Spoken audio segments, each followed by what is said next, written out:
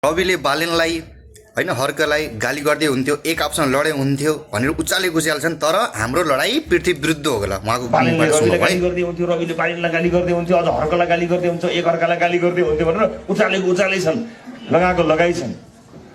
हेर्नुहोस्, हाम्रो लडाई पृथ्वी विरुद्धको हो।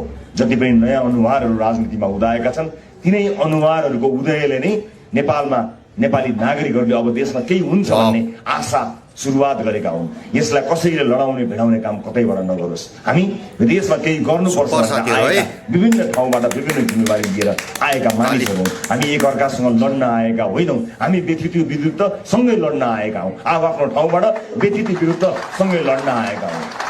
अनि कोही कोही रविले केही पनि गर्दैन, बोल्ने मात्र रहेछ भन्नु रहेछन्। बिर्सिनु भयो होला उहाँहरूले। दुर्गम कालीकोटमा कुन अवस्थाको ठाउँमा हामीले अस्पताल बनायौँ, बिर्सिनु भयो। 52वटा घर मुसहरहरूलाई बनाएर दिएको बिर्सिनु भयो होला। जनता कोभिडमा छटपटाइरहेका बेलामा आफ्नो ज्यानको बाजी लगाएर अक्सिजनको जोहो गर्दै सयौं जनताहरू बचाएको बिर्सिनु भयो होला। विदेशमा अलपत्र परेका चेलीबेटीहरूलाई ल्याएको पनि बिर्सिनु होला। दाजुभाइ दिदीबहिनीहरू जागिर नपाएर अलपत्र परेका बेलामा विदेशका गल्लीहरूमा लडेर ढलेर बसेका बेलामा उनलाई समन्वय गरेर नेपालमा फूलमालाले स्वागत गरेको पनि बिर्सिनु भयो होला। अन्यायमा परेका, अप्ठ्यारोमा परेका, दुःखमा परेका नागरिकहरूको पक्षमा भएको बिर्सिनु भयो होला। महिलाहरूमाथि भएको विभेदका विरुद्ध त्यस्ता विभेदकारीहरूलाई जेल पछाउने सम्मको रिपोर्टिङ गर्दै क्यामेरा र माइक बोकेको पनि बिर्सिनु भयो होला। पहाडका ठाउँ गाउँ र मधेसका भित्री बस्तीमा गएर नेपाली नागरिकको दुःख सुनेर त्यो दुःखलाई टेलिभिजनमा देखाएर तिनको दुःखमा मलमपट्टि लगाएको पनि बिर्सिनु भयो होला। र भन्दै हुनुहुन्छ कि यो त गफ मात्र गर्छ, काम गर्दैन, कुरा मात्र गर्छ भन्नुभयो होला। बिर्सिनु भयो होला। यो राम्रो कि त्यो राम्रो भनेर नयाँ नयाँ नेताहरूको फोटो राख्दै छान्ने बनाइएको छ नि।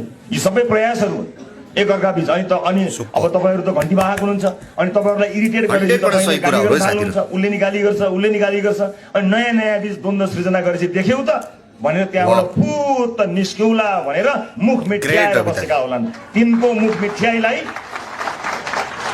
कसरी तितो हाल्नुपर्छ 84मा हामीले देखाउनुपर्छ। त्यसका लागि संयमित हुनुपर्छ साथीहरू, संयमित। कसैले मलाई गाली गर्यो भन्दैमा तपाईँले पीर मान्नु पर्दैन। म गाली गर्नै नहुने मान्छे होइन, पाइन्छ। राजनीतिमा आइसकेपछि गाली ताली सबै सहनुपर्छ। त्यस कारणले मलाई, मेरो लागि अथवा पार्टीका कुनै पनि नेतालाई कसैले गाली गर्यो भन्दैमा तपाईँहरूले चाहिँ लाग्न केही पनि जरुरी छैन। 100% सही कुरा रवि दाजुको।